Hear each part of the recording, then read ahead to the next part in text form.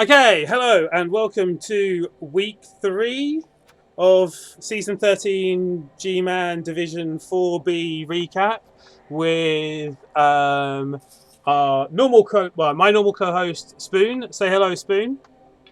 Hello, Spoon. And also our special guest, MrMoJoRisin, hence the song that was playing. Hopefully.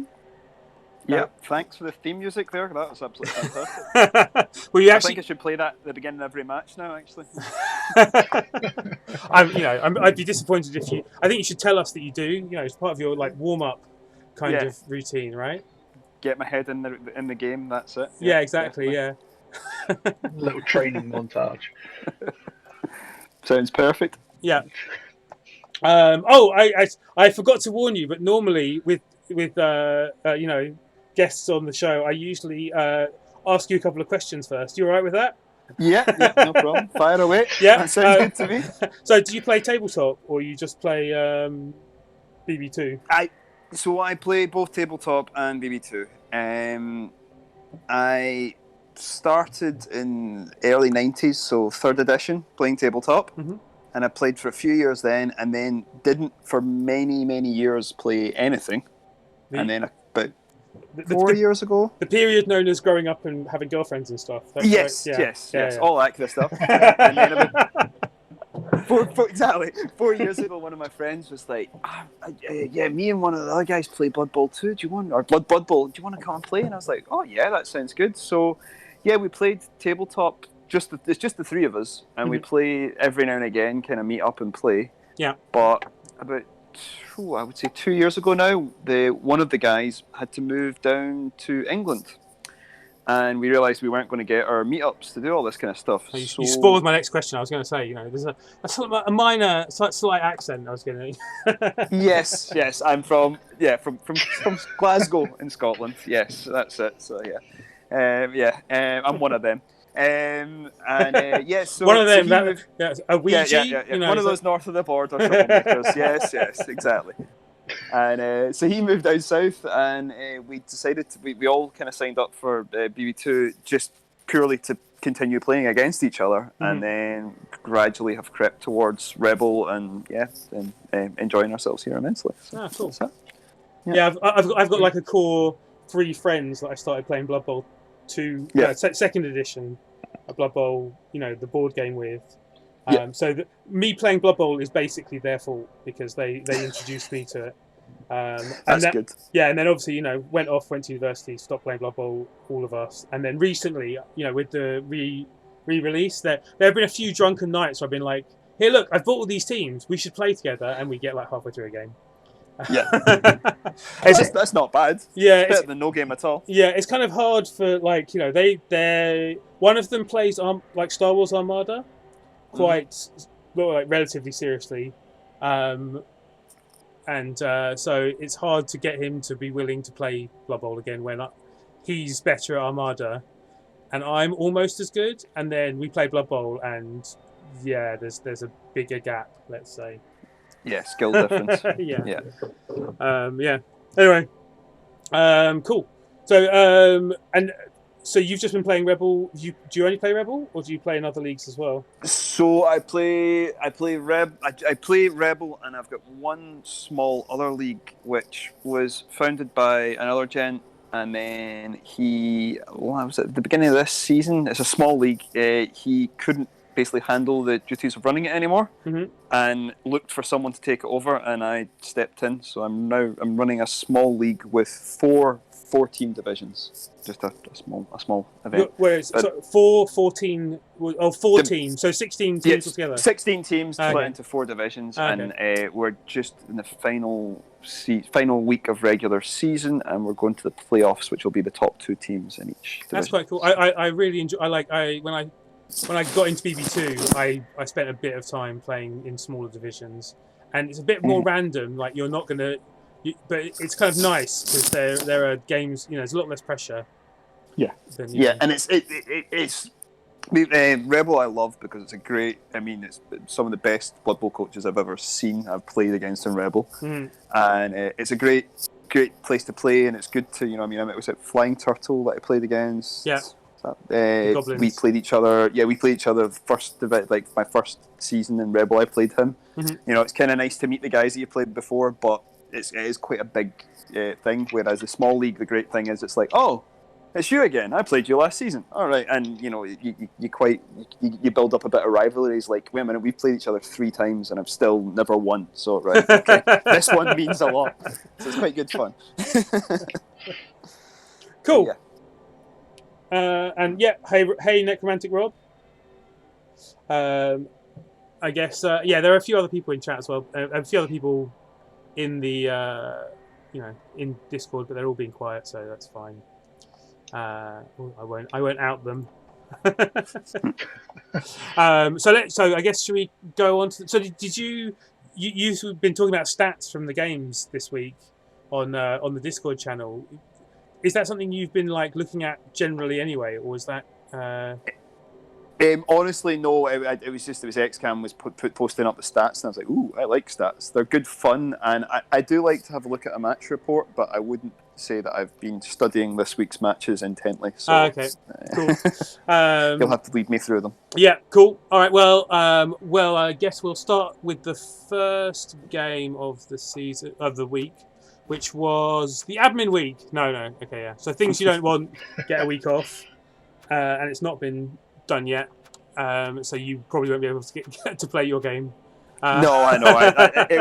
I did say to Nicholas, it was like, we might get it, and he was like, yeah, okay, if we do, we do. If we don't. So the first game after that is the Chaos Black Nightmares against Barkengrad's Necro. And when I saw the score 2-0, and I think last week we were talking about how Chaos Black Nightmares, the coach is just kind of having fun, and he's not really, he's not trying to play optimally, let's say. And he's fine with that. And I've got to say, it's kind of hard to pick like clips. Like I'm not going to like go, oh look, you should have done this, when clearly he doesn't care. Yeah. How do you like point out? But so when I saw the score of 2-0 and having we talked about it last week, actually the game was a lot closer than the scoreline. Than it looks in the scoreline. Yeah, like both teams have made some mistakes. Let's say. And like it's kind of a good get out of jail free card to say, oh, I don't care, because it means I can't really criticize him, but I can criticize the Necro for them, which seems unfair. Top tips then: choose random skills. You can't be criticised on recaps. Yeah, it's a good tactic. I might try that. So I tried to kind of so let's I've forgotten exactly what did I actually do for the clip. Oh yeah, so first of all. On his first drive, the Chaos received, and they did kind of go up the sidelines against a team with 2 frenzy players, and in fact, like base a frenzy player 2 squares away from the edge, which bold. Bold. Nice. Bold is the phrase. Yes. Yeah. And I mean, what amazes me? Oh yeah, one of the frenzy players is the strength for Agi for werewolf of craziness. So you're looking here at like I think like 2 players can be surfed, right? So the werewolf who's in contact could surf 1 player, and the white could push the other beastman 1 square sideways, and also that player could be surfed as well. Yep. But because of the first block, the Necro player blocks himself. Why that square? Yeah, if he hadn't moved that square, if he'd have gone straight next to the werewolf, he could have surfed the other beastman instead of this. And then also, so he's now moved his werewolf into a position that's in turn equally surfable. Yeah. That's a lot more difficult to surf, I think, that one. It is. It's not easy, because especially once you put the flesh column there. But when he moved back to that square, I was like, that's not perfect. I'm sure this, but it's fine because. Oh wait, is it your opponent? Are you playing what's his name? Nicholas? Yeah, I'm up against Nicholas next. Yep. Yeah. Yep. I was hoping that the Necro would make a bit more damage to his team, but you can't have everything. So. No.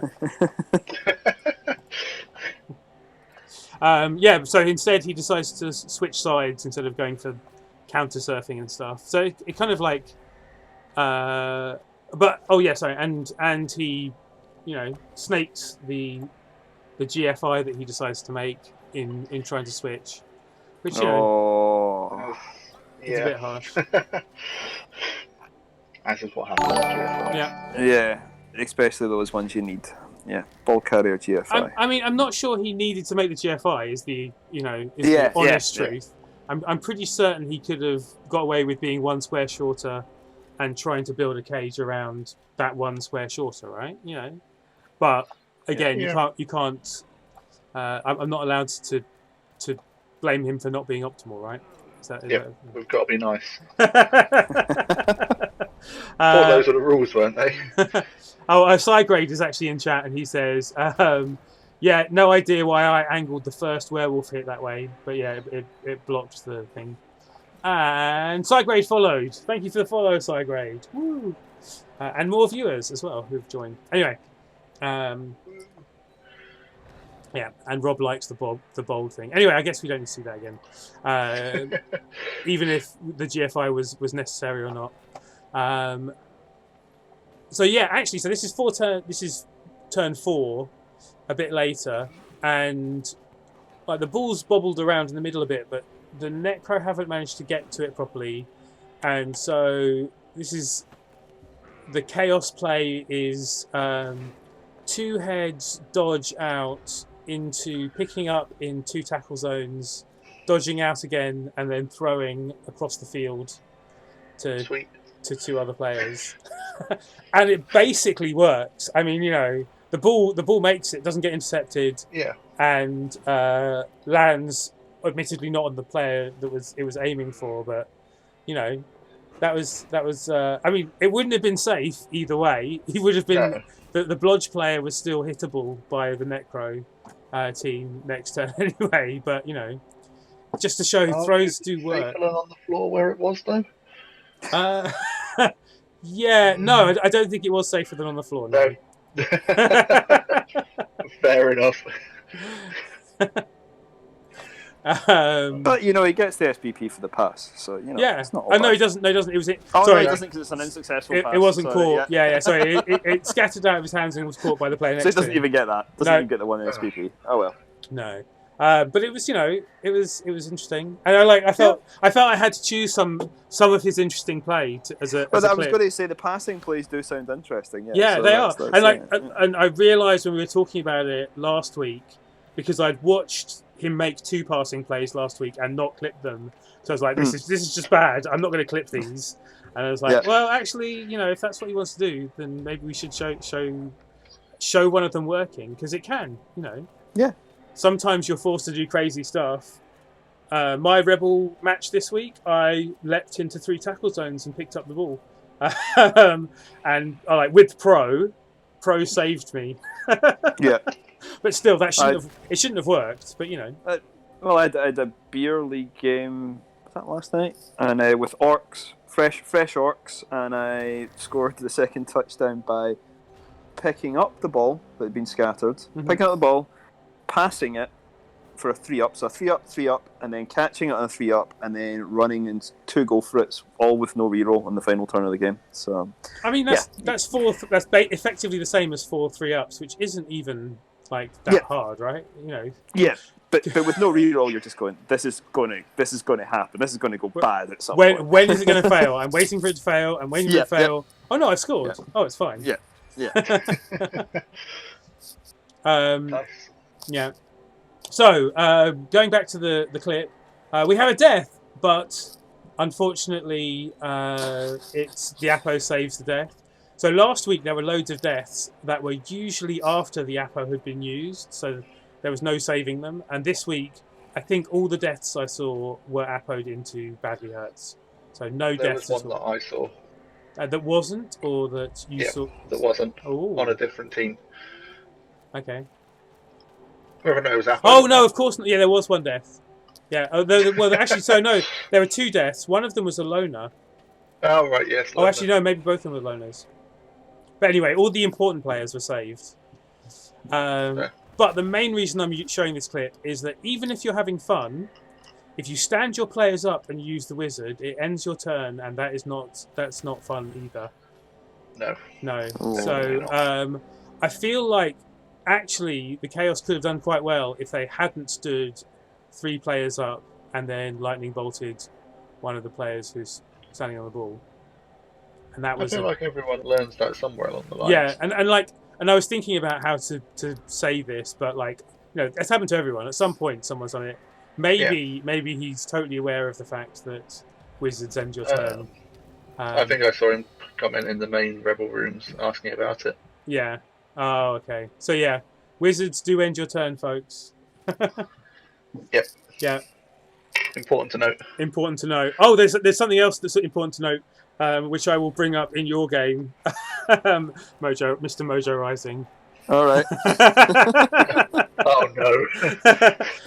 What have I done? Okay. Yeah, no, I'm gonna save it. I'm not gonna talk about it now. Jeez. All right. Okay. Sounds good. But it's like one of the things you did on your first turn. I don't know. Anyway, we'll see. All right. Yeah. We'll definitely have a look at it. But that's all the clips I've got from this game, because basically, it wasn't like it was a bash fest. Where the Chaos were having fun and not actually bashing that hard, really. But you know, like Necro turned them. You know, eventually after those clips I showed, Necro did get hold of the ball, and Jet just got it over the line and on turn 8 for like 1-0 up on the half, and then in the second half. The Necro potatoed hard, and their werewolf got KO'd.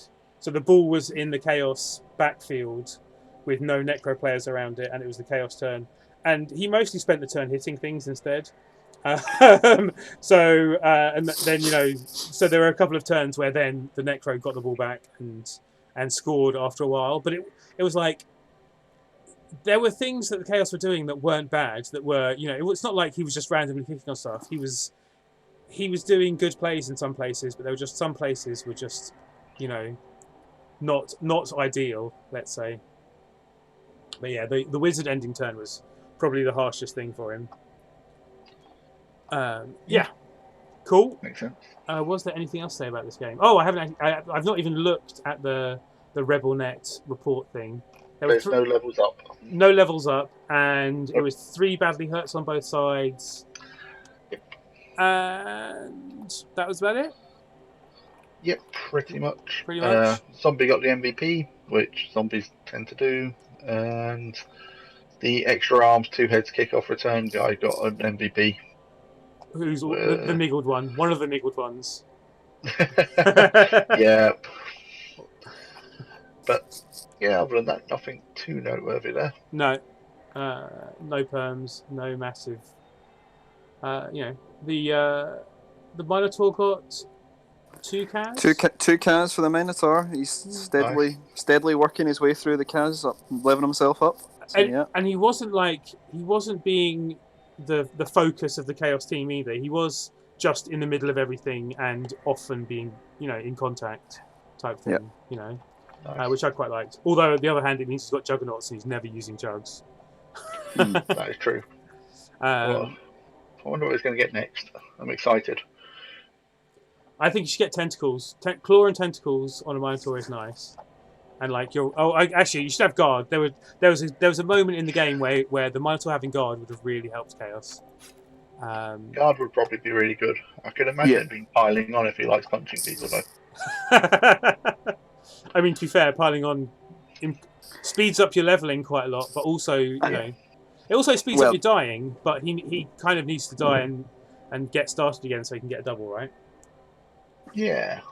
Yeah, if he doesn't get a double on this one, that's kind of piling on and then just let him die. Yeah. Cause lots of damage, let him die. Yeah. If he does get a double jump up, so he can go piling on next time. 3,000 Oh, IQ no. plays. Always thinking.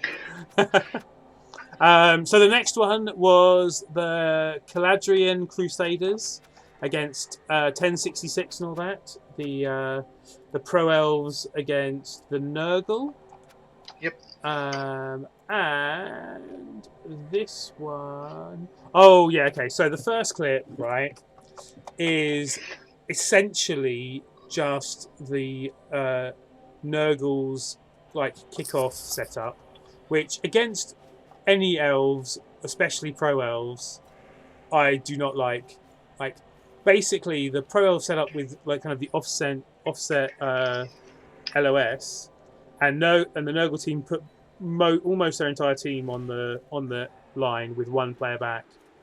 Like It's risky. it's fear of the perfect defense, making sure they're trying to get blocks, whatever. But in the end, like if that had been a blitz, it would have been so screwed.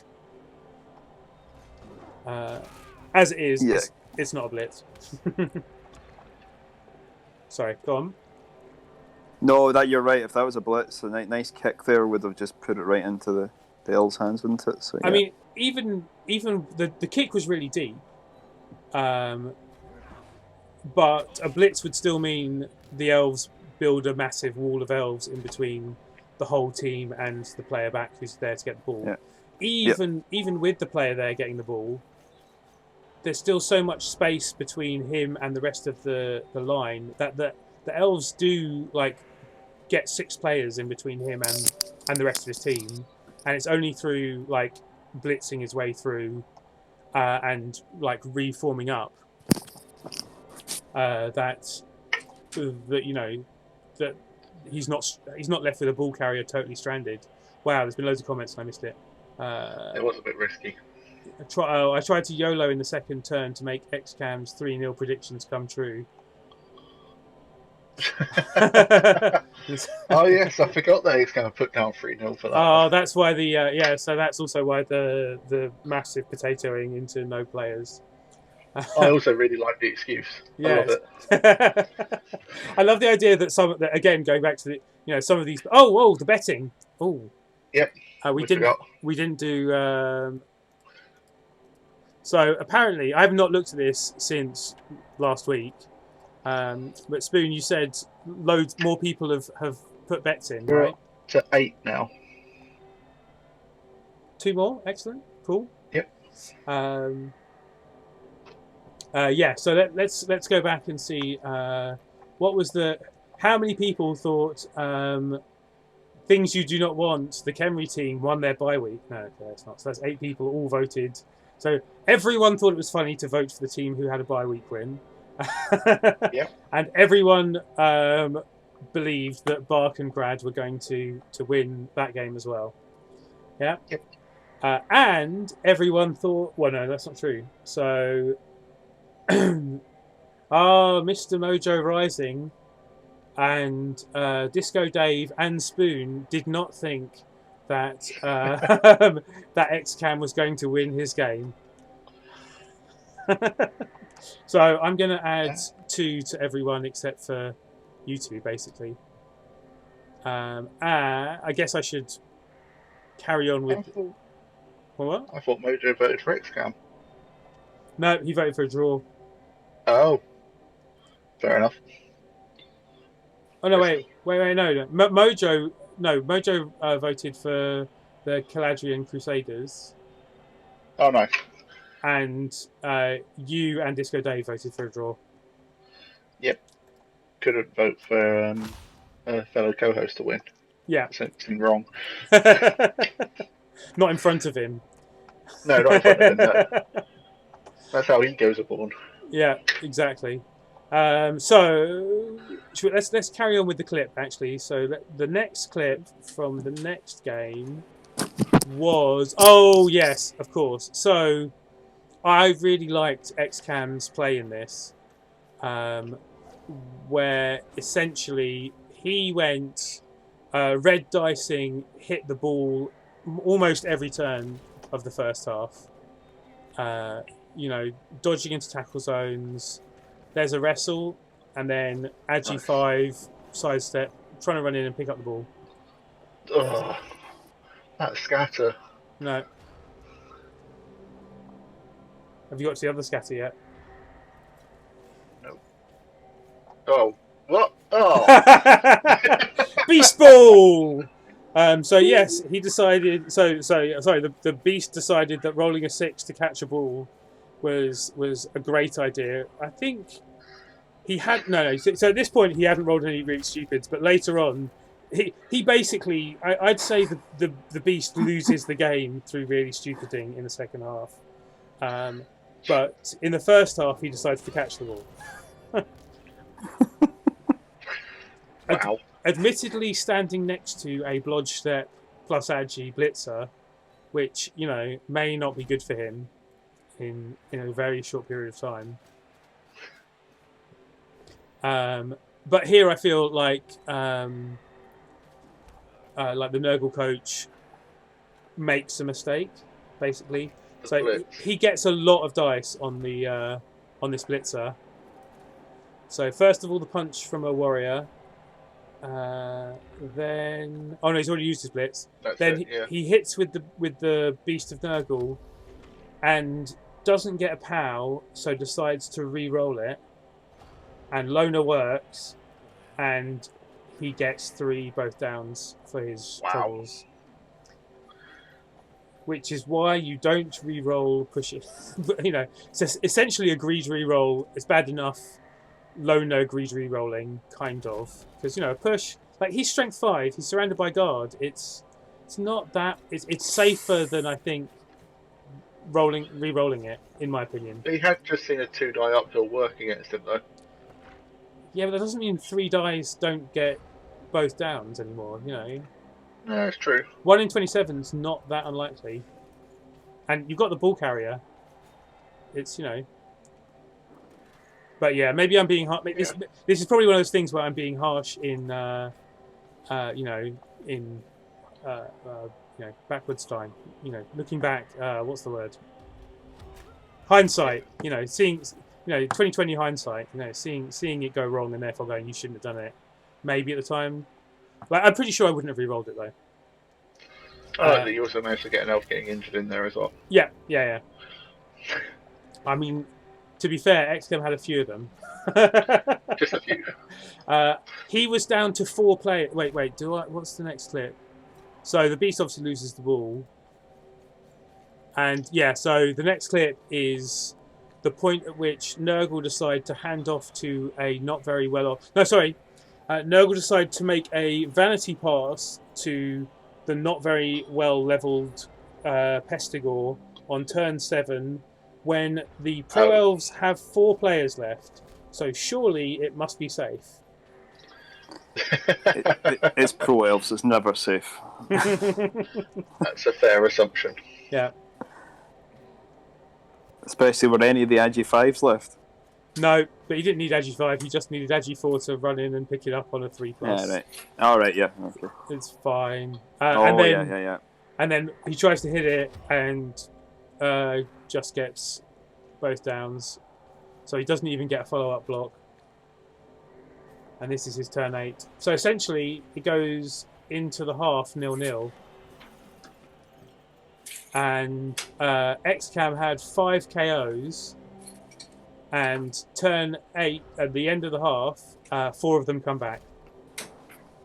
So that definitely saved his bacon, I would say. Yeah. XCAM said, by the way, I'd absolutely take the -2 again. And like he took that wasn't the only -2. There were other there were other two dice up hills, and I agreed with all of them. They were they were all good choices, but he was putting pressure on, and he was lucky that more players didn't die. Essentially, but yeah, this doing a vanity pass was excessive for the Nurgle coach. And then he could have also got a 3 dice on the Blodge player as well. Oh, one thing XCAM stands up his thrower next to the wrestle rotter, and that stops Nurgle having wrestle on the ball, which stops the ball being dropped as well.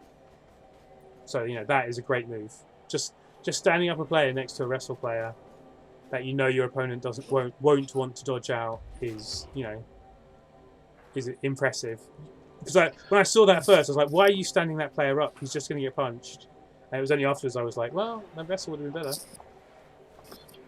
Oh, you could say the same thing about not trying to escape. Well, standing up the guy next to the beast and the others as well. Tying them all up when he's in a dangerous spot. Yep, using your flesh as a defence, that's the Elvish way. Yeah, the pro-elf way. Yeah, Throw more bodies into the fire. exactly. There's something about the way that choice of words that I think sounds a little bit dirty, but fine. All right, and I do actually have another clip, which, in fact, I've got 2 more clips because I took 5 clips of this game. Wow. So second half, only 3 pro elves missing. That's pretty good. And the Nurgle get perfect defense, which is really bad for the pro elves. Yeah. Because there are 5 players on the line of their 8 players. 2 of them now. Can tie a bunch up. Yeah, 2 of them are now in tentacles, which, as XCAM kind of, and I mentioned earlier, the really stupiding in the second half is about to happen, where. Like he should. I think at the end of this clip, he should not be activating the beast. He sees that. Oh no, yeah. Maybe it's the next clip.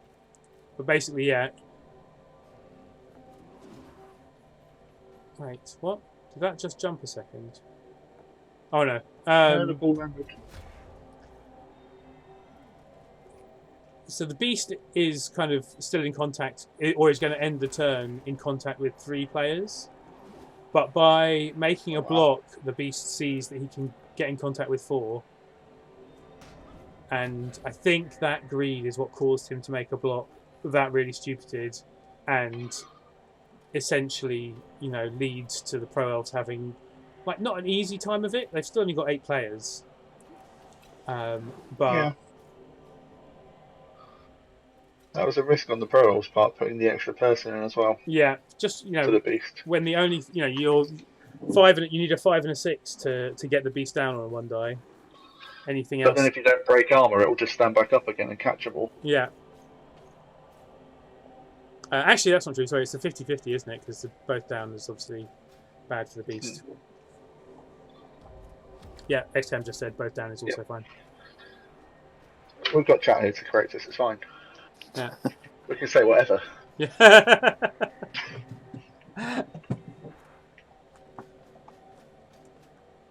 But yeah, it's a bit of a long clip. But essentially, at the end of all of this, I think he does everything right except activating the beast, and it really stupids now. So you've gone from 4 pro elves who are in a real bother with not very many options for anywhere to go, into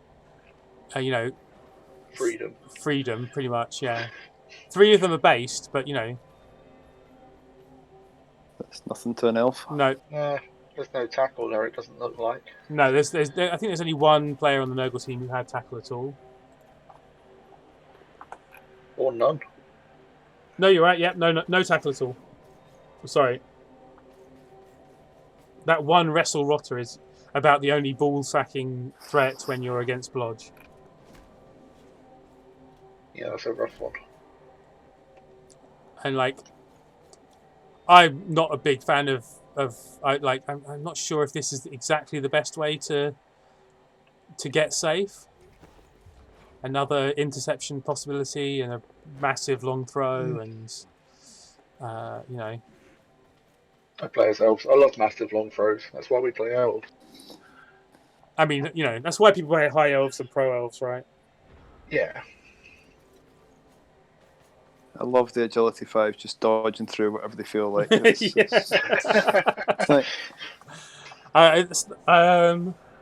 mean, the clip earlier where he dodged into 3 tackle zones, and the dodge was fine. He was just unfortunate not to pick up the ball. Yeah, it's like, oh, that's a shame. Yeah. Oh, and Yeah, that was a lovely bit of LV play there. I like that. Yeah. And so obviously, although the Nurgle did get, or were about to get 2 dice on the ball. In fact, they got 2 dice on the ball a couple of times, but blodge, no tackle, meant, and one of the hits failed a GFI with a double 1. But really, actually no. Before I show the next clip, I've started the next clip, but ignore it. So there was the thing I was thinking about taking a clip of, which was the Nurgle GFIing to hit the ball carrier, who was like in the very bottom corner, right?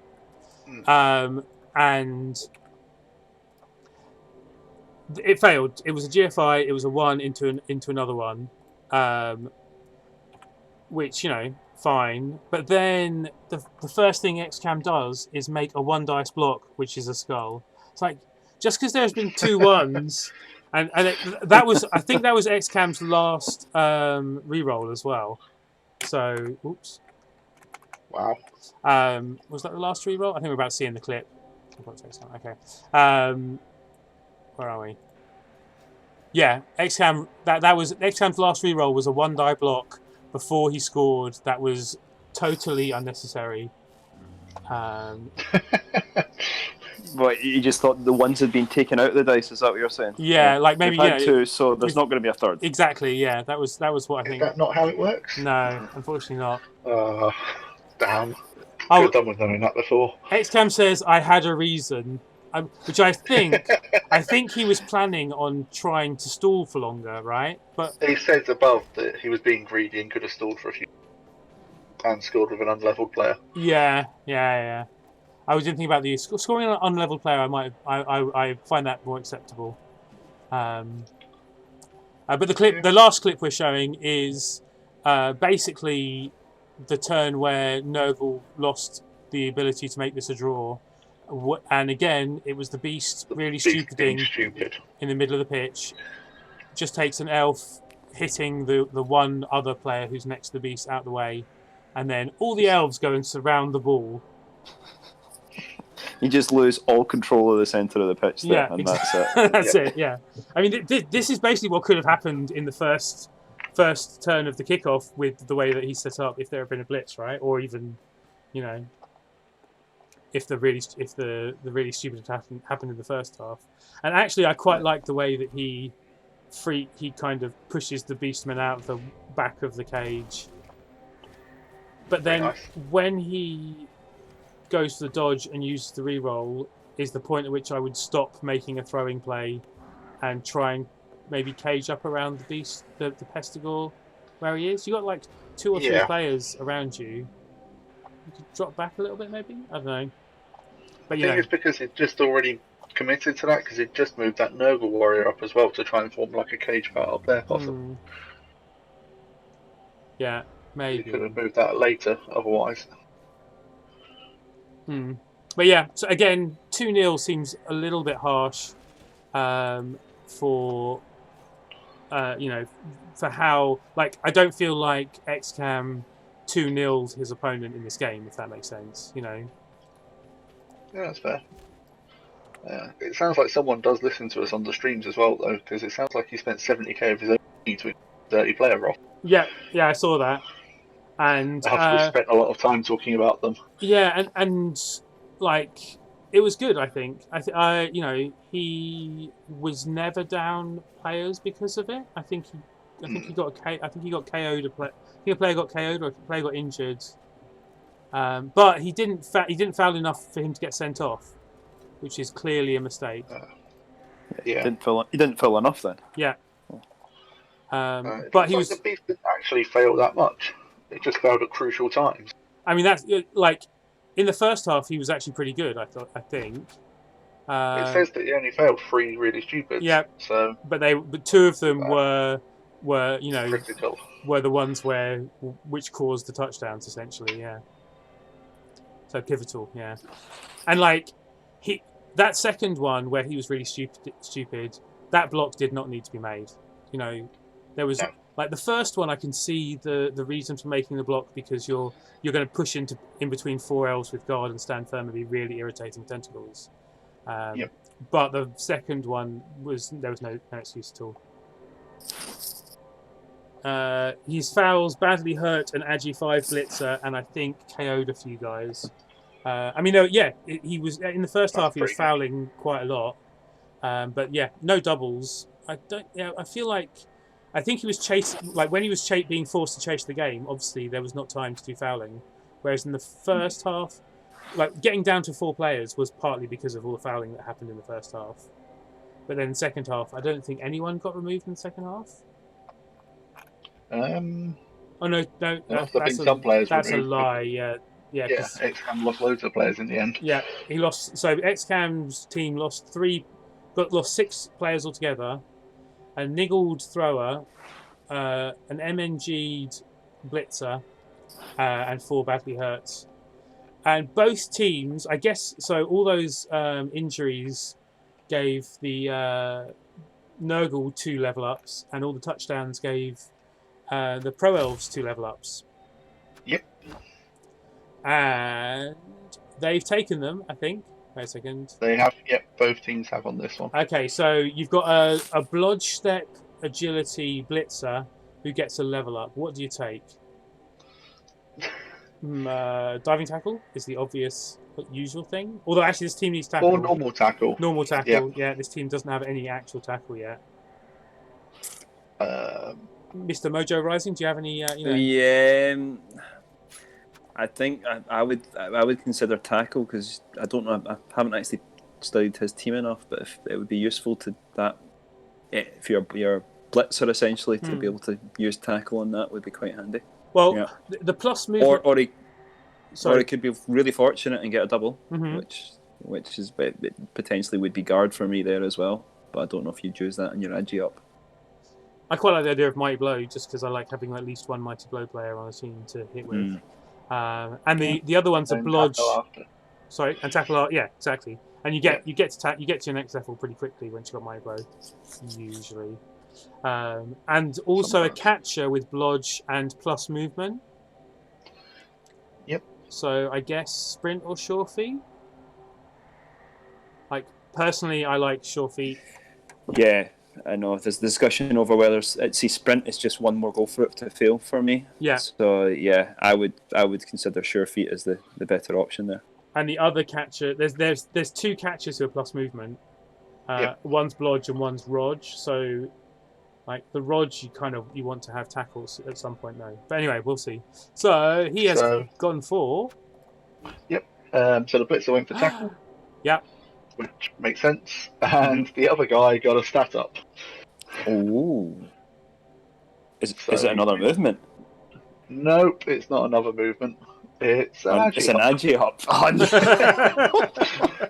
Oh man, when do I play these guys? I really don't want to. So you know those bullshit plays that XCAB was doing earlier? He's just going to be doing more of them. Yeah. Oh man. Yeah. And with more success with having tackle on them as well. I only roll 11, lads. Well, clearly you've rolled a couple of 10s. Just saying. Yeah. And are you gonna fire the niggled kick thrower? That's the other question. I mean, kick's quite good. Or are you going to keep him a while round until you get a new kick? Yeah. In fairness, he's got a lineman on 5-star player point, who theoretically could get a vanity pass next game and get kick.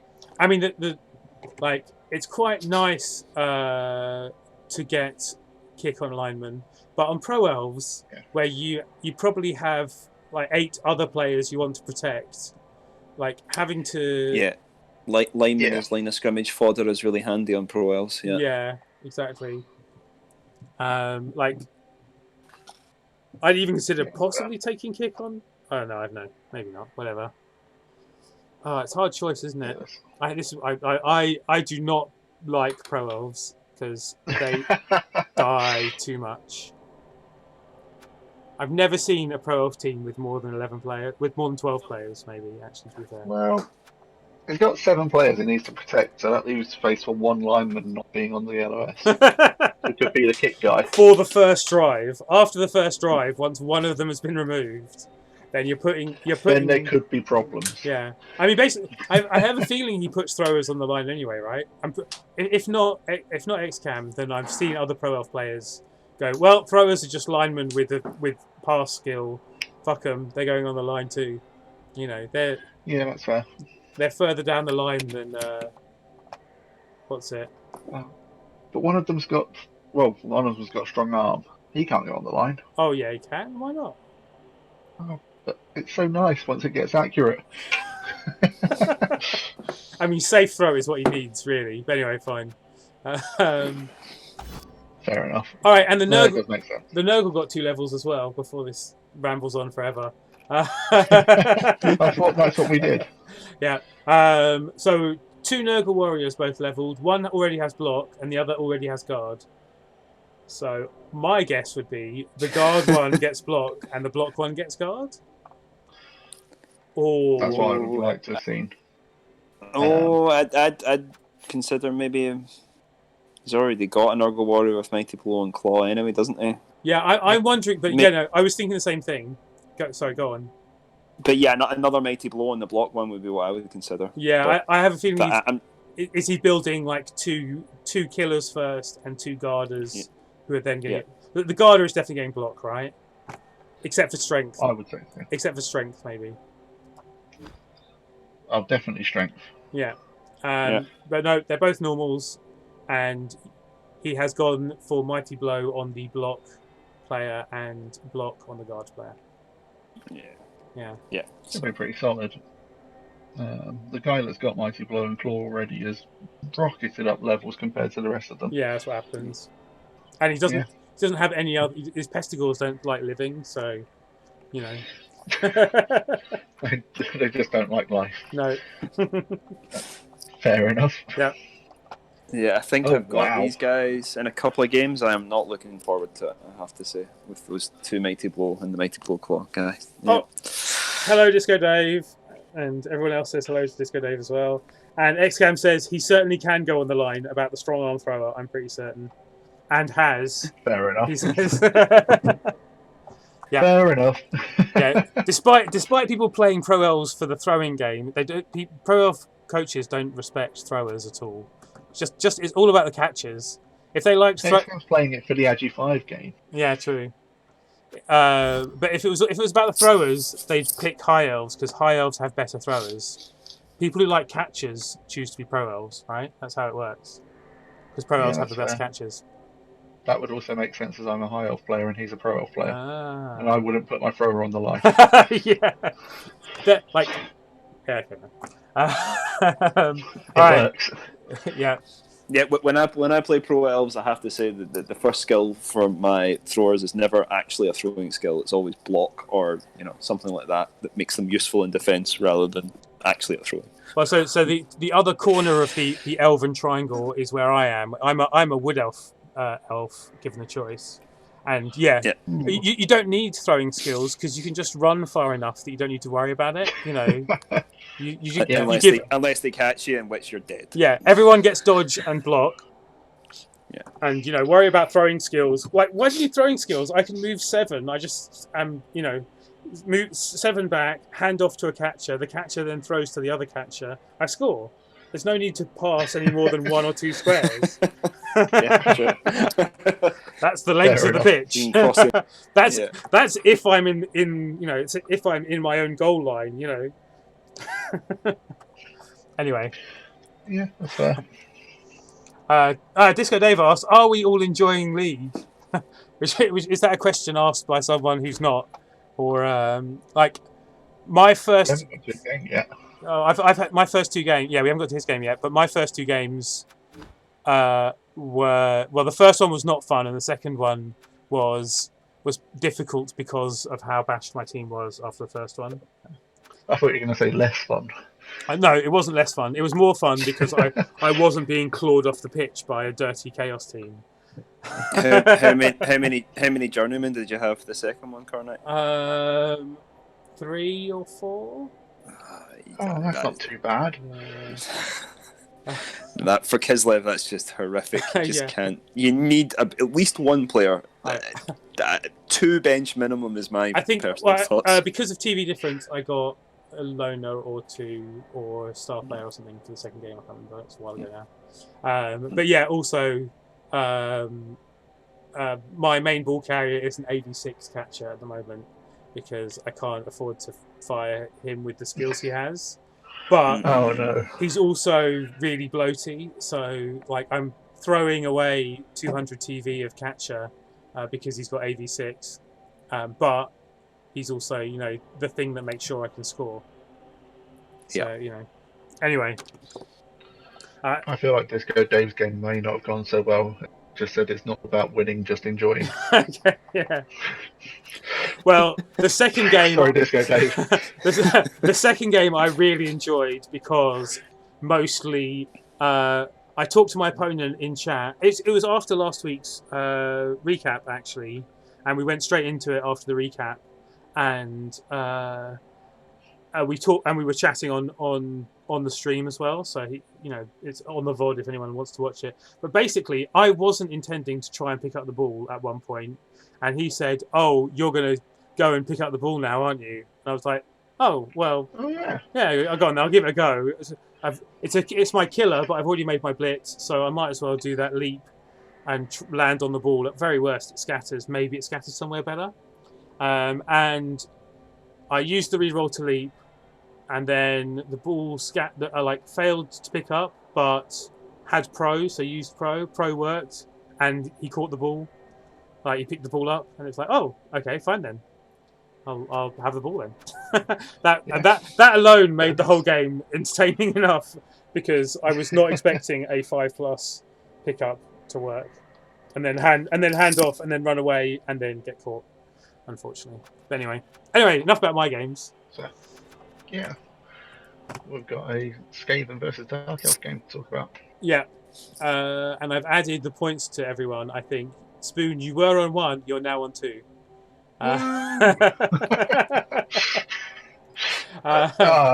Slowly catching up to some people. Oh wait! So there are 2 people who have made bets, and I've not included them so far because of the reasons. Oh. And those people are so Supra guest this week and Kamazima. So I should add those people on, and they both get 2 points so far already. Did you just add them just so you can prove that in 1 week? Coincidentally, I wasn't going in with that. I'm just saying. Thanks. Well, it's fine because this next one, no one got it right except Supra, which puts him on 3 points after 3 games. Anyway, so yes, no comment. No comment. Yeah, so the Druidish Violets against Disturbingly Rat-like. All right, let's see. So where's the first clip of this? There's more than one clip of this. So actually, it starts off with a pitch invasion where all of the Dark Elves who are on the LOS get pitch invaded.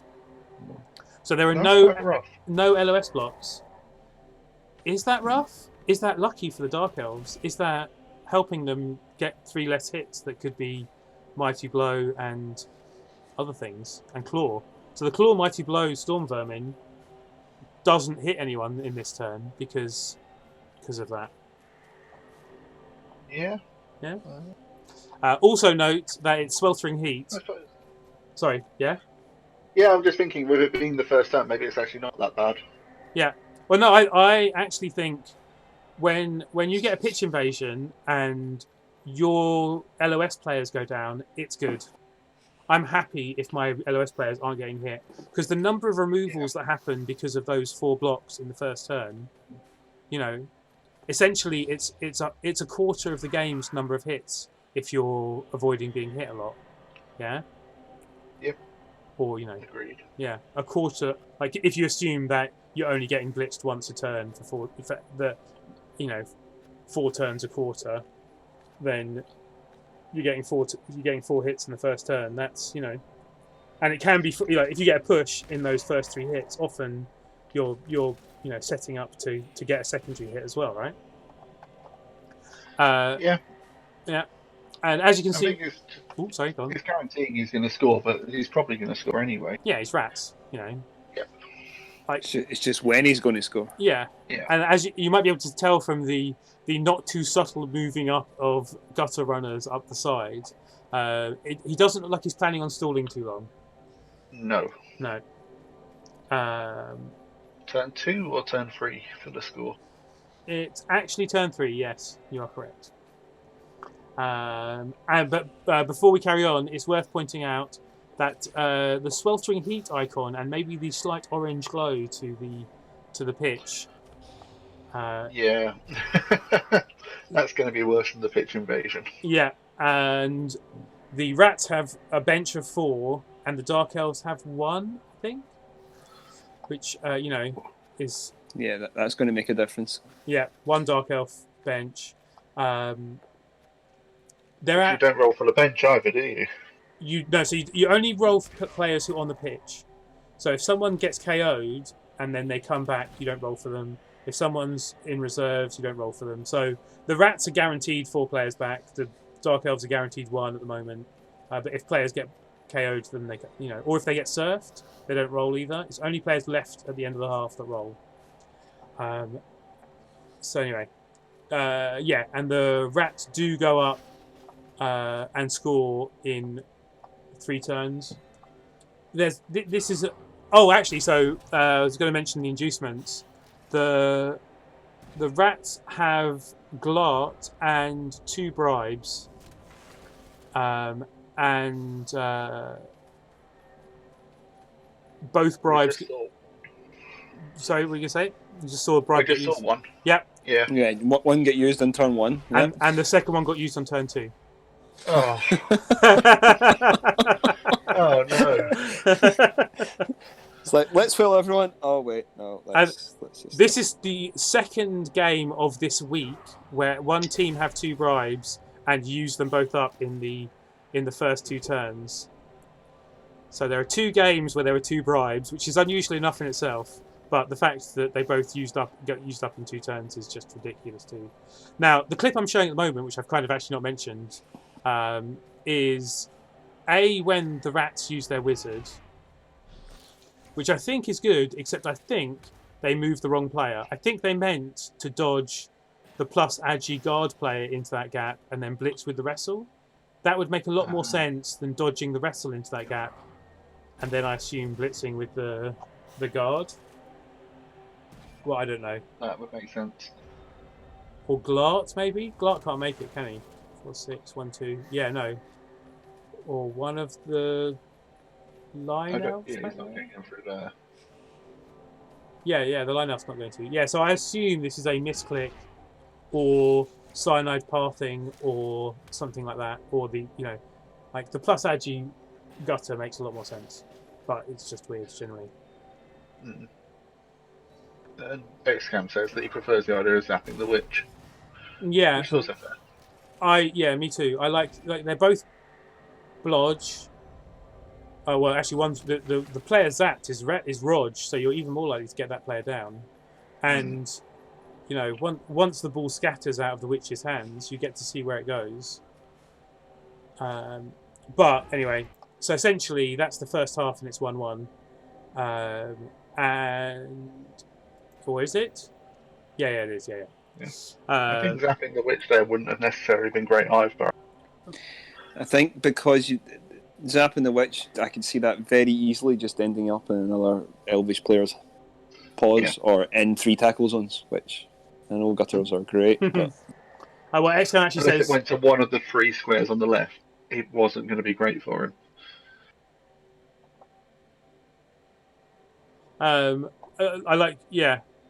Yes, but even when you blitz and you hit her, she's going to be even further to the left. So wizarding her and blitzing a player in the way is still better than blitzing her, isn't it? Unless you're finding Yeah. some kind of interesting angle. Otherwise, whistling her makes it less likely the ball's going to be a square to the right than blitzing her, because you're going to blitz her towards the right anyway, right? Yep, agreed. Yeah. Yeah. But yeah, I don't like either. That was a mistake in what he was doing with his rats after the wizard, or that was a mistake in choosing to wizard there, as XCAM says. And I like XCAM's reason for lightning wizarding the witch, or witching the and that's because it mighty blowing the witch's armor would be. He just wants to kill the witch, essentially, right? Yeah. And she, that's a fair point. Blodge movement 8 something or other. It's I would have been aiming for her of this team generally. It's always an aim, getting the witch elves.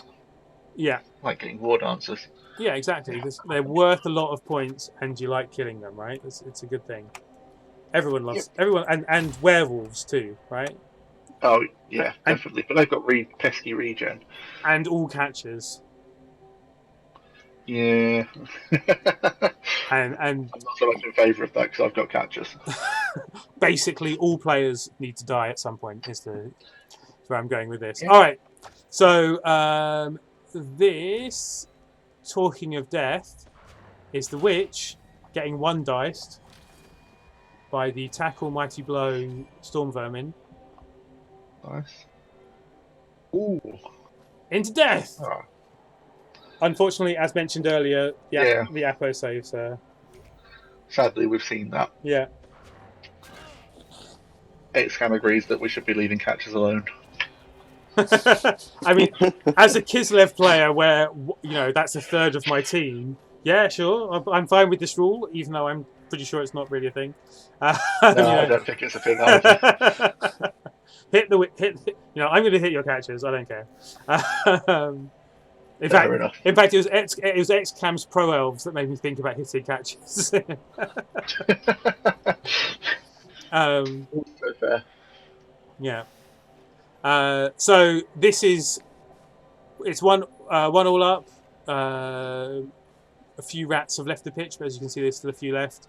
Less Dark Elves have left the pitch, but obviously it has a bigger effect. They've only got 12 players. And here is a nice little dodge into one tackle zone, wrestle strip.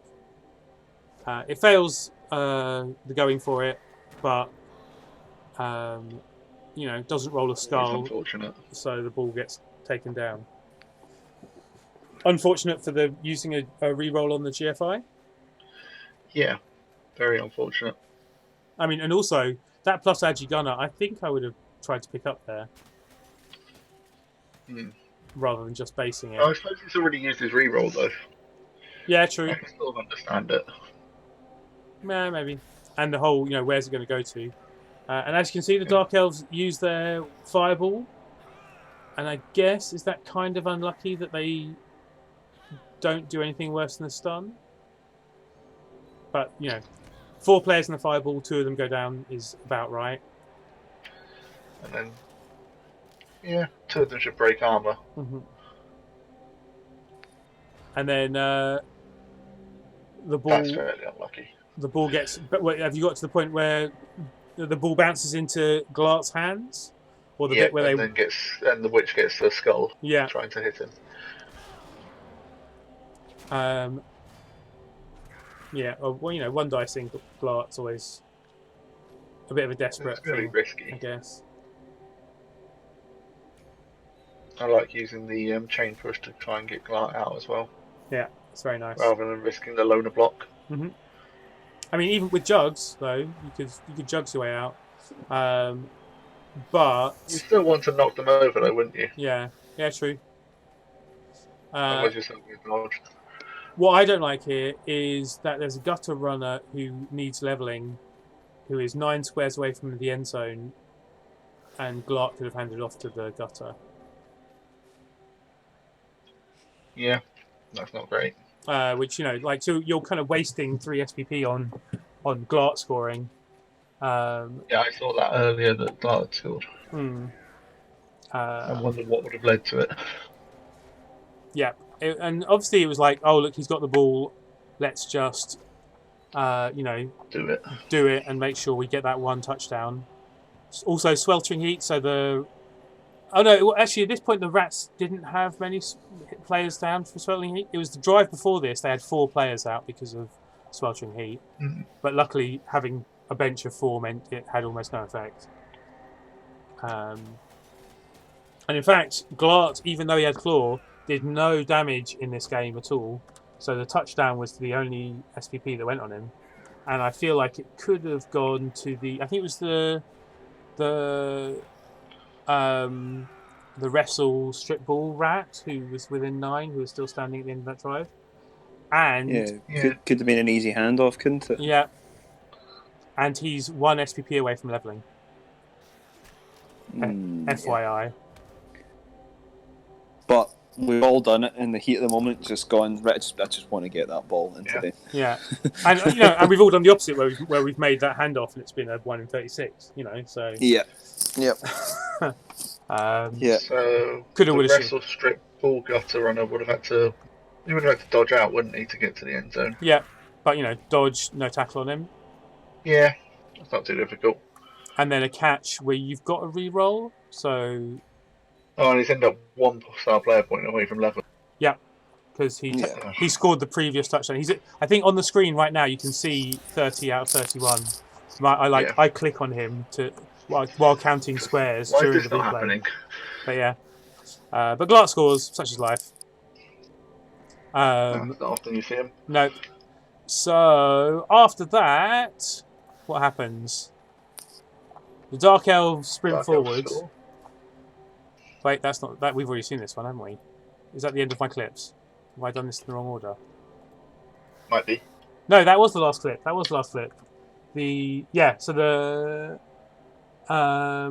the last drive, there were 0 players out to sweltering heat. Wow. And the Dark Elves. What? I can't remember what happens. They scored, obviously. Yep, that's fair. Something did happen, but what usually happens is while I'm looking over the replays, I'm typing stuff up, and then when I get to the last clip, I then forget to write anything more after that point. So I've forgotten to write something, but something really yeah, the Dark Elf scored. It wasn't worthy of clipping. Fair enough. But the Scavens had a full team. I don't know. Oh, they didn't have any rerolls left. I have a feeling there was a lot of failed rerolls and Dark Elves wandering through while the Skaven fell over. Oh, yeah. So, were there any levels? Yes, there were 2, but only one of them's been taken. Oh, so what's the one that's been taken? The Fresh Witch has been taken. Okay, that sounds wrong again, but okay. She's no longer a Fresh Witch. She's now no longer fresh. And then the Blodgestep Guard Blitzer has also leveled, but he hasn't had his level taken. Okay. Oh, that's me. Okay, so the Witch has got Wrestle or Block. Probably. I'd go Wrestle. You go Wrestle? You're a fan of Wrestle on Witches generally? I know a lot of people go Block and then hope for a double a mighty blow or something like that. But I quite like I'd go Wrestle if I were going. Yeah. And Spoon? It's Wrestle. Wrestle. It's a bit of a strange one because he's already got 3 dodge wrestle linemen. Yeah. But the other Witch does have blocks, so it does make sense. That's the usual. One gets block, one gets wrestle, and for ball sacking opportunities, you send whichever you need. Yeah, and you've got that. Send them in, try and get them down. If you end up on the deck, you've got jump up to have another shot at it. If you cause issues or hit corners away or whatever. Yeah. Yep. Yeah. If you live that long and aren't stamped. If you live that long and aren't stamped to death. But yeah, I can see. Is the pause because Blodgestep Guard has rolled something good, or is the pause because what do you pick next on Blodgestep Guard? Yeah, could be either of those easily. Could Fend be an option there? Yeah, Fend would be my first choice. That's exactly what I was about to say. I mean, if you rolled anything interesting like Agi or Strength, you take it straight away. So Yeah. Neither of those, right? Maybe movement, you'd question whether you take it. Another double. There's no other double you take, is there? Leader, maybe? Not No, a I fan don't of think leader. so. Not a fan of leader? No, especially not in a player this developed. And And It's rerolls. 30k, isn't it? It's only saving him 20k. Yeah. for Yeah. reroll. Yeah. So what would you go for then?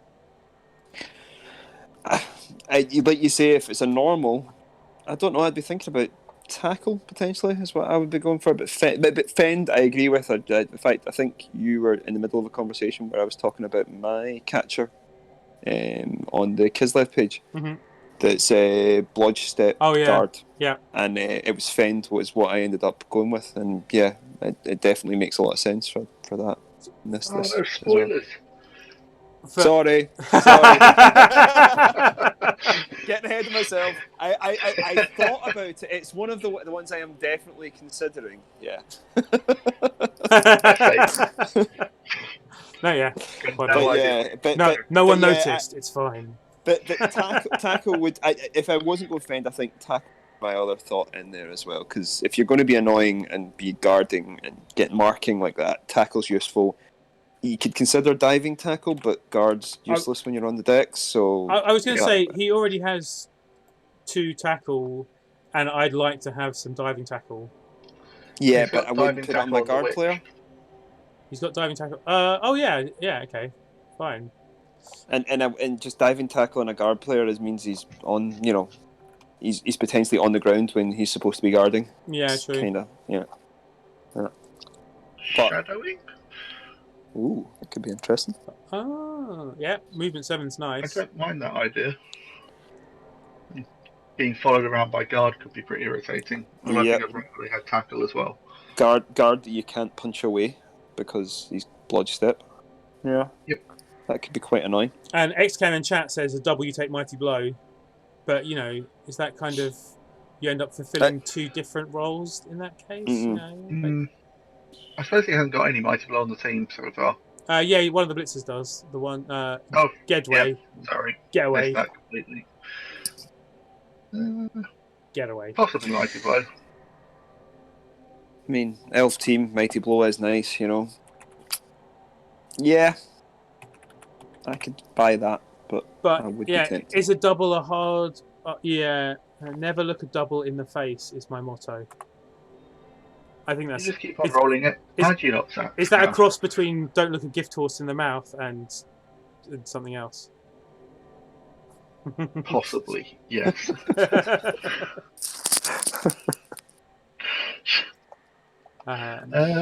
Yeah.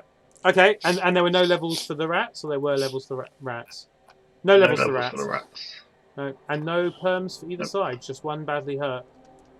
Yeah. So very polite game, considering there was a claw mighty blow and a mighty blow piling on guy on the rats. And so there was a claw mighty blow, and a mighty blow piling on. I think the rats don't have a claw piling on mighty blow. No, if that makes sense. They don't have the full stack yet. They have 2 halves of the stack. And then they're Glart as well. Yeah. But, yeah. An interesting one. Okay, next. Then I take it. As some people might have noticed, I'm desperately trying to add to the text boxes in for Supra and Kamazima. You're getting there. But like my ability to like multitask is really hard. Don't count your gift horses before they hatch. Stupid puppy. That's my brain. Yeah, I love those cross thingy. What's this? Anyway, all right. So next game then, which is the Zons versus Malekith King. Have I mentioned I hate Zons before? Just so I'd add that in. I think we both have. We both have. Okay, good. So the first. You hate Zons as well, Mojo. I don't like playing them, I admit, but I have played as Zons a couple of times. I quite enjoy them to play. They're one of these really irritating teams that you're armor 7, but they love a brawl, and it's entertaining to play as them. really frustrating to play against them if you don't have tackle. Like before 1400 TV, they are the most bashy team on the pitch. Like Yeah. at equal levels, like it doesn't matter who else. Like maybe Norse, but even then, Norse often don't have that much tackle that early on. Whereas like Zons are just cheap, and it's so irritating. Oh my god, I hate them so much. Sorry. No, that's fine. What is satisfying is meeting them with a dwarf team and being like, yeah, so dodge. That's Then you've not got that useful here. Yeah. I mean, that, fine. That goes that saying, really, doesn't it?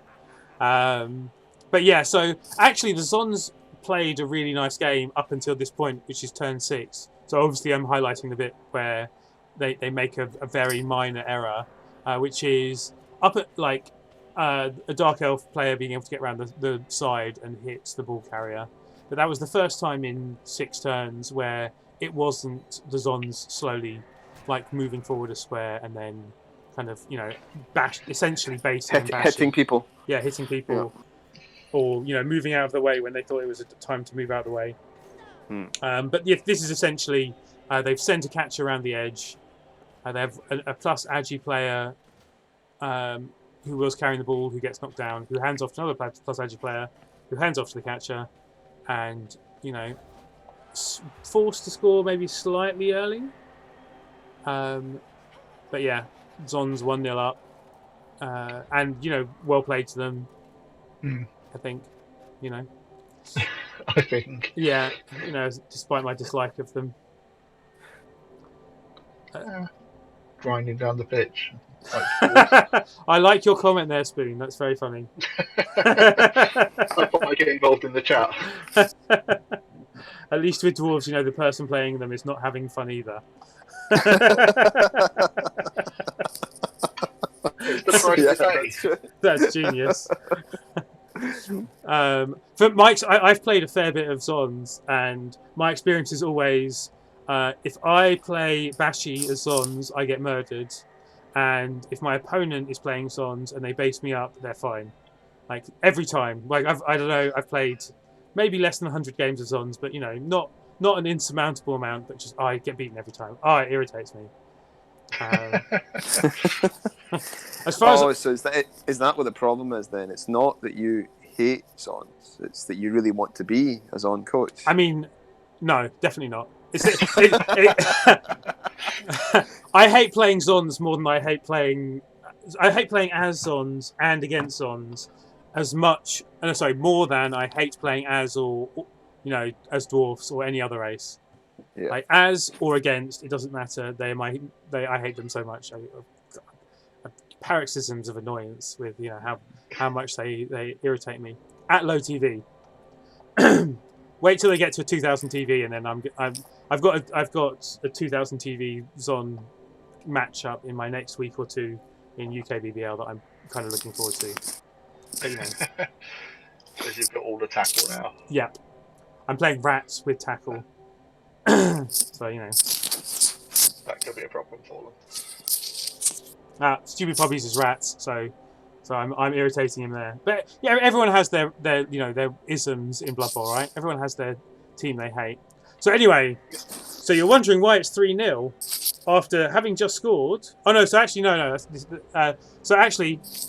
the Dark Elves get 2 turns, and again I'd like to commend the Zons play because I think their defense in this turn 8 is pretty much perfect, both making it impossible for the Dark Elves to score and getting a hit on the ball at the same time. Like usually teams can concentrate on getting the hit, or they're going to concentrate on screening, but basically as long as this isn't a 1 in 9 or 1 in 81 because they've still got a reroll, then these Dark Elves are being screened and being hit at the same time, and I really like that. And they're lucky with where the ball bounces. That bounce was incredible. Yeah. I mean, the Zons should have had someone threat. No, they couldn't have had its turn. They've only. This is their one turn of the game of the drive, so they couldn't have had a scoring threat. I really like the not potatoing there. I thought that could have happened for a second. Yeah, it's turn 8. He realizes he can't score. He didn't have a scoring threat. Oh, I didn't realise it was turn 8. I thought it was turn 7. So yeah, okay, it's me then. Yeah, it's the Zon's turn 8, and they go and hide the ball as far away as possible from the Dark Elves. That's good. Yeah, and again, so basically the first half ended 1-0 to the Zons. Was totally fair that happened, and I think that's appropriate. Wait, what? Did I stop the clip, or have I misnamed? You stopped the one where you were stopping, where they stopped them. Did it go all the way around first, or did I accidentally stop it when it was halfway through? I think it went round twice. I may. Where they threw the ball into the corner. Oh well, I might have messed. Oh wait, what? Was there a second half clip? Yes. So basically, the beginning of the second half is I'm not sure that this clip doesn't carry on. Wait a second. Fair enough. Let's see if it actually goes round again. Sorry. I thought it had looped, but yeah, because it ended up with the passing over and then running into the corner. But then the Dark Elf started punching, and I thought the punching was going back to turn 7, but actually possibly it was the Dark Elves doing their turn 8 punching, wasn't it? And then I stopped it. Yeah, because I would have stopped by now if I was going to stop. Okay, good. Yeah. So there's going to be a bit more, and then I think, are we going to get to the? Do I skip? I can't have just left it playing. I thought there was another clip, but maybe I'm mental. Oh no, I remember what happens now. Oh yes, of course. So sometimes you might have an opportunity to hit things, and it's a 1 dice at a late period of the game, and you probably shouldn't do it because of the possibility that you might get a skull. And I think that's what's about to happen, isn't it? There's the skull, and there's the Kaz. The reroll. And there's the next skull. Oh no. Rough. Yeah, and I think do the Dark Elves only have 1 spare player as well? Yep. And actually, I think at this point they might both be out. In fact, They didn't have any spare players. The Dark Elves didn't. No, yeah. So that's the second Kaz of a 12 player team, I think. Could have been a 2-die. It's Cameron probably are pointing out. Yeah, you could have moved the Witch in to assist. I think there was also another spare player around the LOS. I was about to say that, but yeah. Yeah, 2 dice with the Witch. Could have been a 2-die. Could have been a 2-die. I think there was a player on the line who was within 6 as well. Oh no. Blitz. Yes. For a short kick. Yep. Wow. Pretty much. That explains the 3-0 quite nicely. Yeah. So that was the point of this clip being so long. But yeah. Rob points out that he got lovely dice this game. So That'll do nice to it. get. And for a Blood Bowl player to admit that they got lovely dice, wow, they must have been incredible. I mean, I'm looking right now. They're pretty normal dice. They must have just been in the right place. But yeah, I think I stopped now. Is that where the clip stops? Yes, that is excellent. So I can actually stop now. Cool. Yeah, so 3, and like that wasn't it. The ball, wasn't caught, and it scattered a bit, and it bounced around a bit, and there was a bit of fighting. But doesn't remember failing anything. But looking at the dice rolls, across the board, they don't look that great or that bad for either side. Like, I'd argue Rob's looked pretty good. Why? 100% pass, 100% pickup on 3 of them. Oh, for just actual numbers, they're not too bad, but higher than average armor for armor 7 as well. It's pretty good. Yeah, it's all right. The other thing I would say is looking. You've got. I'm just looking at the match report as well. Is you got 59 successful blocks for only 5 armor breaks and 2 KOs. That's not. I mean, if you're going to pick something, that would be something I would say didn't necessarily go his way. Yeah, that's true. But I don't think it affected the scoreline in any way. No. No. I mean, basically, that's 59 successful blocks includes pushes and stumbles against a team that is almost entirely blodge or rodge, right? So it might not be on the ground a lot of the time. Yeah. So there are, of the 13 players, of the 13 Zons, 9 of them have blodge or rodge. No, that's not true. Sorry, 8. 8 of them have blodge or rodge. And they got 2 level ups. Have they taken the level ups? I believe. I can't remember. Nope. They have not taken either level up. Okay, so we have Rob, what are you doing? A new blitzer.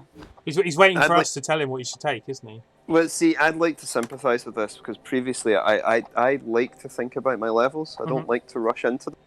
And it's only because of recaps that I actually choose a level quicker than 5 minutes before my next match. Because I like to have a think of, I could go with this. I could go diving tackle on the big guy. Or, I like to have a bit of time thinking about it. Okay, and but honestly, do you ever accidentally pick the wrong skill on someone 5 minutes before a game because you're like, I've got to pick it quick. No, I haven't done that yet. When I do, I'm sure to report back to you guys. But no, have you done that? Sorry, I've definitely got skill picking regret. Like buyer's regret, where you get home off from the shop afterwards. Except, I've been like, if I'd have actually picked wrestle on that player, this play would have gone so much better.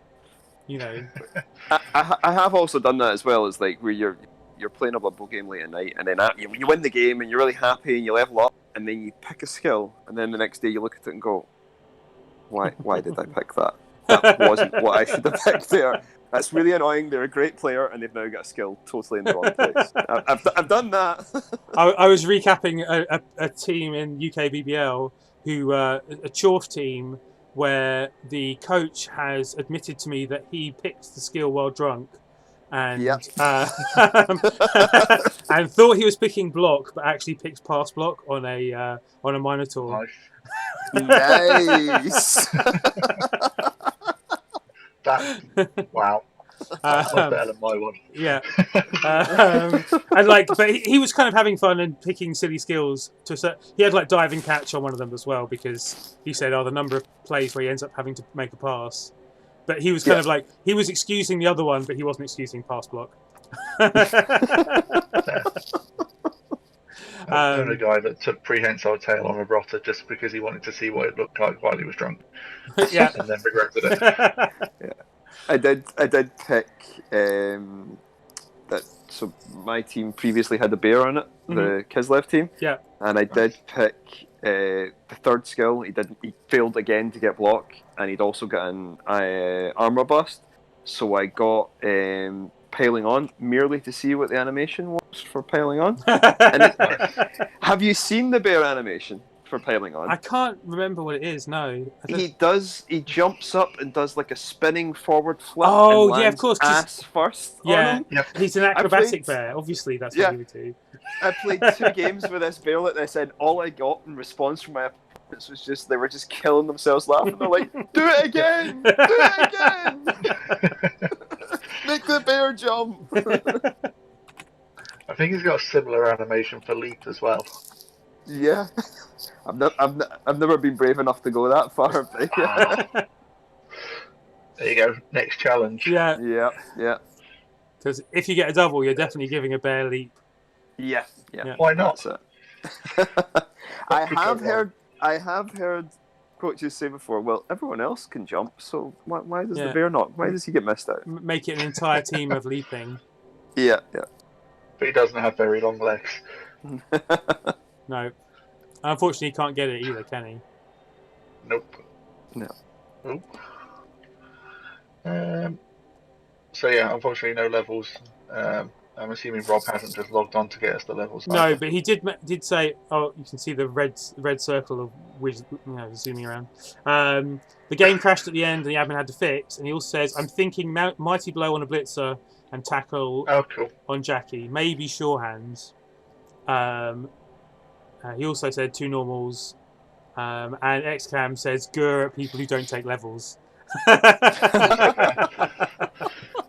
Oh yeah, sure hands on the agi piece. Mighty blow on the blitzer. Do you want a second mighty blow before? I suppose there's already 2 extra guards knocking around. Yeah, but 5 guard. Can you ever get enough? Yeah. Is slightly better than 4 guard. Yep. But yeah, mighty blow is also who's your well, it depends on who's next opponent. Like if I can't decide, I'll go on the tiebreaker of recent history. Next 2 games or so. But I know that's a bad idea. Generally, you shouldn't do that. Well, the thing about that is that Blitzer's also playing a bit of catch up with the rest of them, and I'm assuming it's a replacement. So Mighty Blow will help with that leveling. Oh, that's true. Yeah, that's a good point. They don't need much more than guard, though, do they?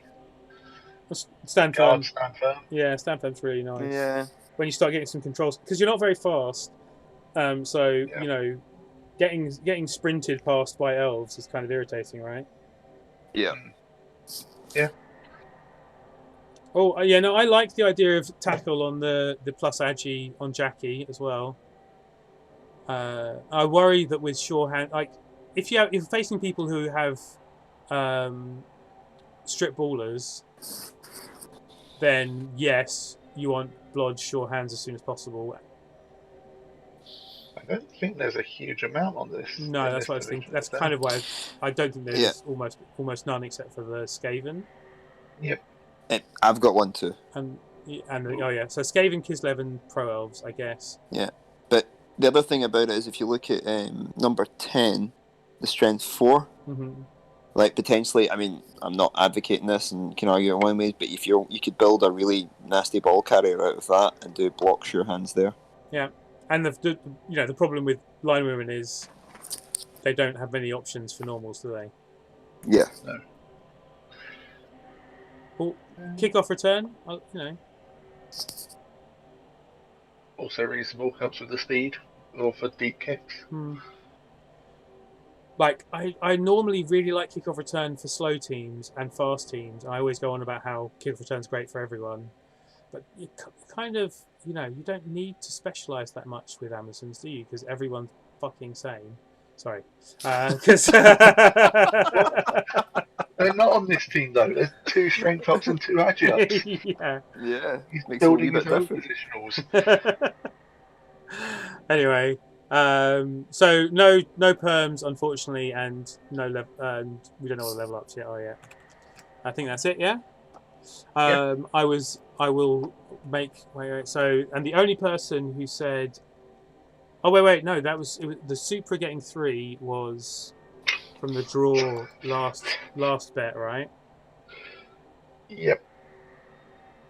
Yeah, so I haven't actually done this round of betting yet because I was trying to do that. Okay, so for this game, 6 people thought Smithy was going to win. MrMoJoRisin, Mr. Mojo, Disco Dave, and Rob Top are the only ones who are not right. 3 points. So everyone else goes up 1. Whoa, stupid puppy! Necromantic Rob voted against himself. I like it. I thought I was going to lose this week, and I managed to just get a draw out of it. And because I thought I was going to lose and couldn't bring myself to vote against myself, I got a point out of this week's recap for my own division. Nice. Supra's score appears to be a little bit dyslexic, but fine. Showing off that he got to 3 points this week. He's on 4 now, so you're not equal. Last. Sorry. Oh. Oh no. If it's Right, any help, back to that. Spoon, I've been on 4 for quite some time now, so you will eventually just come. I seem to have been getting everything wrong. I was doing well to begin with, but yeah, you'll come and overtake me soon. Don't worry. Didn't that happen last week where XCAM was last at the beginning of was after a couple of games and then he got 4 in a row. I think he was joined last with me. Yeah, and then went then ahead. He got 3 or 4 right. Yeah. Yeah. Okay, so are we going to carry on? Yeah. Anything else? Yeah. Why not? Grinch, Disco Dave against the Bloody Bullies of Baria. The Vamps against the Orcs. And again, so this is the third 2-0 of the week, and the third time I'm going to say that it's 2-0 suggests a complete whitewash, but it was actually a pretty good game of it, I think. But I only have one clip, and it basically shows. So, first of all, it was raining the whole game. Literally from turn 1 to turn 16 was raining, which obviously is not good for the Orcs. And they got 2 Agiok Orcs. Yeah, they got 2 Agiok, but they did go. They went for the pickup with the thrower, obviously to start with, and he failed the first pickup, and then they managed to get it, and then they managed to make a cage. But basically, the vampires pressured the whole game and were just making it impossible for a cage to do anything or even to exist. 3 Blodgestep vamps and a fair amount of hypno-gazing. So quite a lot of it didn't work, but even when it didn't work, they were holding Orcs back, which then meant Disco Dave kind of pushed forward. And as you can see, we're at the point where he does a 1-die to get the ball unbased, and that's his last re-roll of the half and turn 5. And again, not actually ending up with a very safe cage.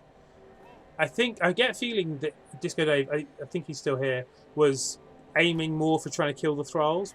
Was listening to the old, hit the thralls and then the vamps will bloodlust and run off the pitch advice. Which, in my recent experience of vampires, doesn't work at all.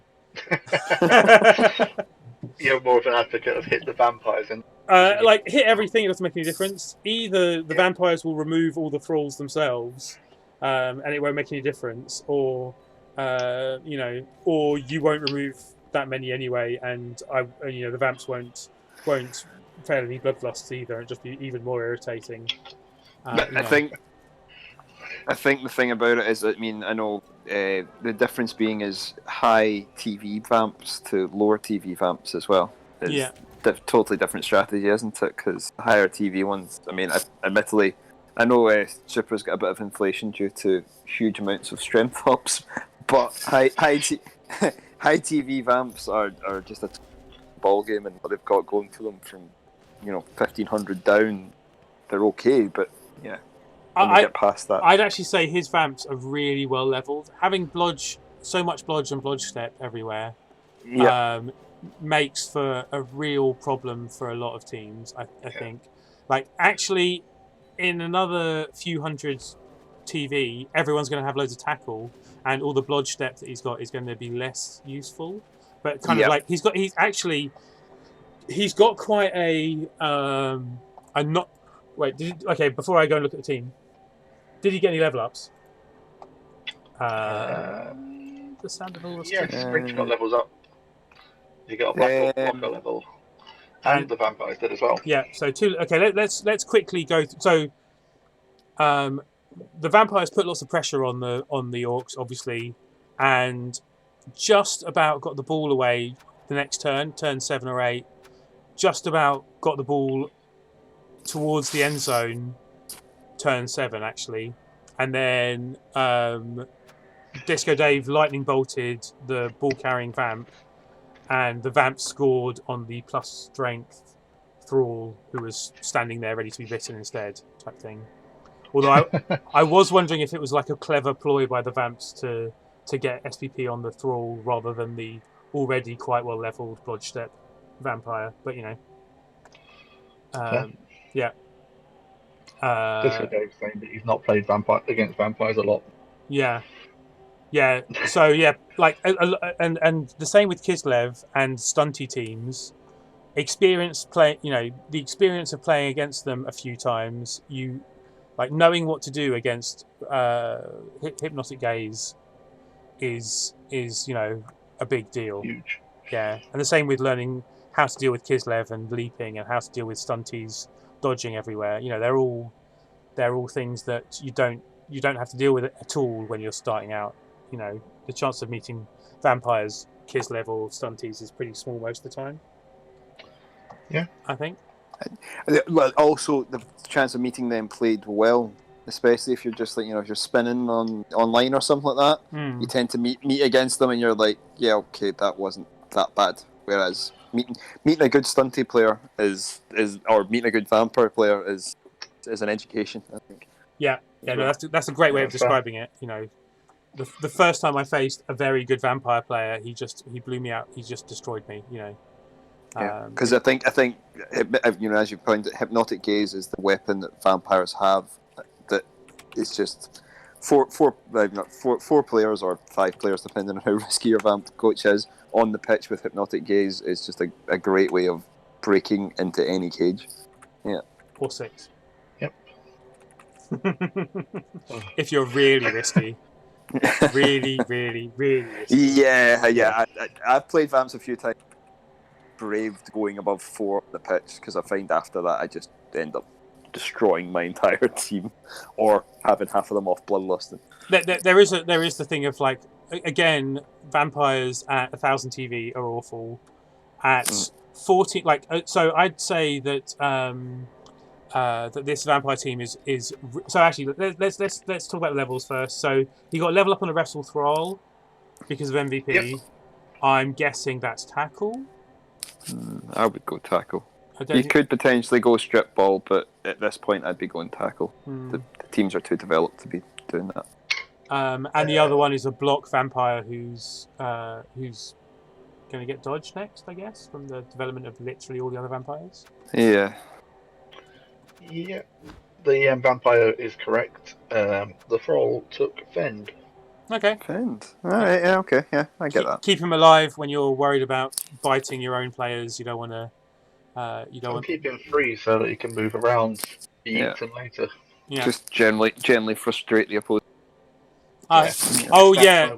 He is the movement 5 thrall as well though, so I wouldn't be amazed. Now is maybe a good time to fire and rehire, but with the fact,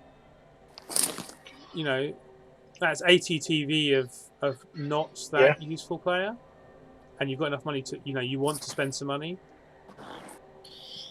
But what I was going to say is this vampire these vampires are beautifully leveled for the, like, you say it's not very high TV, but for this level, having these vampires like that is really good, I think. Yeah.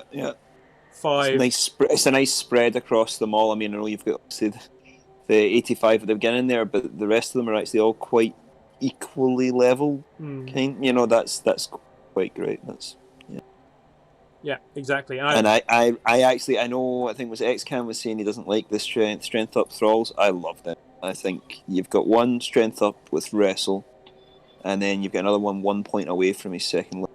They could be like your wrestle strength up's a perfect sacker. Yeah. I'm a big fan of that. Yeah, me too. I wasn't so much of a fan of having 2 of them, but fair enough. I think I was on XCAM's side on that one. Yeah, I think it's a case of at this point you kind of embrace, at the 1900 TV, you embrace the bloat a little. This guy says they were a pain. Spoken as a true Kislev player as well. Yes. Embrace the bloat. Embrace the bloat. Deal with it. Accept. Bloat is Fair. life. And there are a lot of similarities between Kislev and Vampire. You know, the ball sacking and stuff. I think the logic works a lot in the same way, and you do get to a point where like you kind of just want to be the overdog as Vampires or Kislev, and you don't care that you're a little TV up because you're spending on skills that are useful when you're gauging buy your wizard stadium. That's it. Accept it. I'm not going to that you're always going to be given away. Fair. Yeah. Okay, and I've almost managed to actually put everyone's name and score on the thing whilst talking. Isn't that impressive? So other level then is a Black Orc with block and guard already. Stand firm, I assume? Yeah, potentially Mighty Blow, but I don't actually. I haven't checked his team. How many Mighty Blow players he has? He has 0 Mighty Blow players. Oh, apart from the troll. See, I'd be tempted with Mighty Blow. I know Stand Firm's useful, but yeah, I'm going to bet Mighty Blow. Oh, and by the way, this was the other game where there were 2 bribes. Disco Dave had 2 bribes, and Ugroth Bolgrot, the chainsaw player, and he got caught by the ref. No, he had 1 bribe.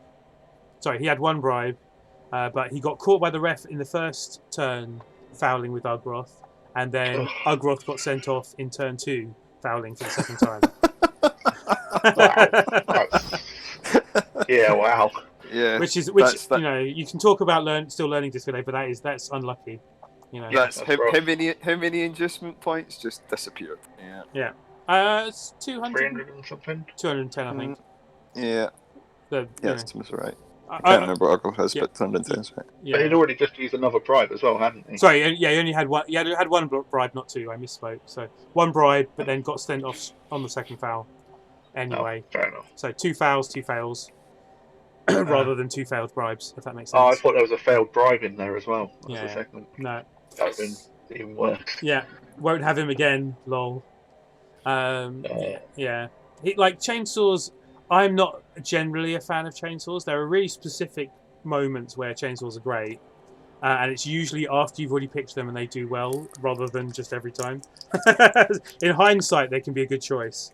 But I've had games where a chainsaw player makes every single block and just rips the opponent apart. Yeah. But I've also had games exactly like that. Or normally it's kicked back in the turn and takes himself out, and that's it.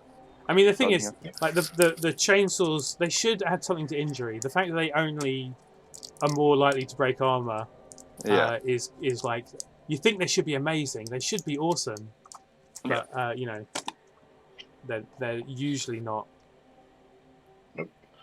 Necromantic Rob did ask, did the Bloody Bullies of Barrier have all 5 vampires on pitch? Yes. Or did they keep 1 on the bench? No, they had all 5 on the pitch at once. Cool. Great play.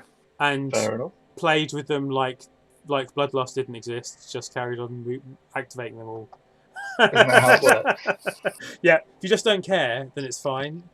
There were times where I looked at a few, I didn't look, because this was the fifth game of the round, and I was like, I looked at a few turns and he just moved all the vamps.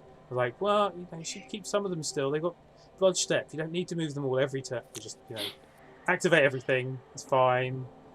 Bit loads of players didn't get anyone. Loads of stuns. Anyway, have a quick look.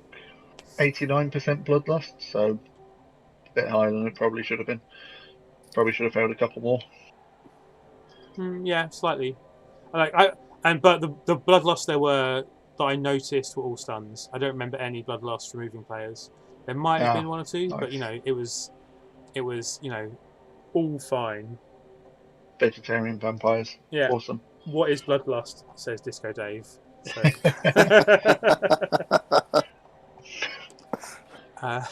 Yeah. Wait, did I look at Disco Dave's team? I didn't, did I? No, sorry. Yes, I did. Yeah, I did. No, it's fine. Yep. We've done the levels. We haven't done the predictions part though for that game. because I was I'm eager because I got one right. and I hadn't put Kamazima on, and he was. You're right. He's only got 2 so far, I think, if I'm right. You might want to help by double checking that I'm Yep, correct. I'll have a look. Yeah, cool. I'm assuming also that there are actually 8 people on this one, so there's 4, 5, 6, 7, 8. Yes. So this was a win for the Vampires, and obviously Disco Dave and MrMoJoRisin. I'm afraid you both are wrong in picking Disco Dave. And XCam and Kamazima both chose a draw.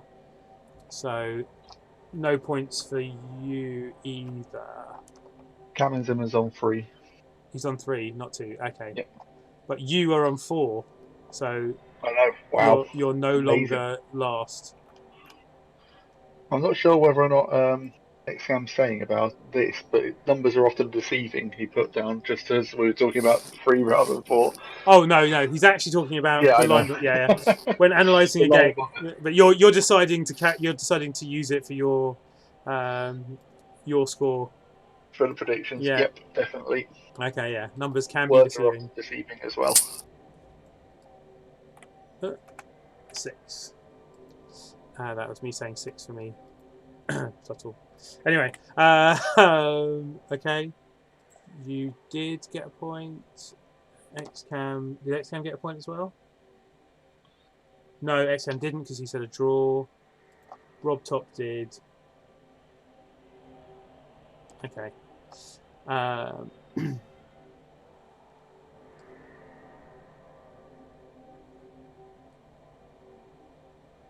Oh, XCam saying he got more than 2 last week because he was on 4 last week.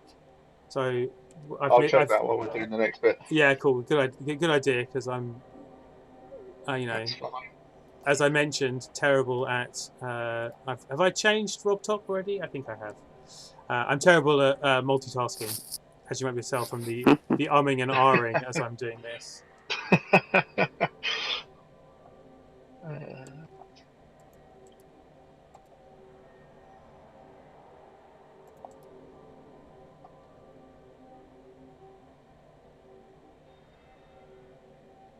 Okay, so I think I have updated up to this round, but yeah, if you could check to make sure I'm right or wrong, I'm should. Okay, so Rob says should be 7. Is that for him or is that for XCam? XCam should be 7. No.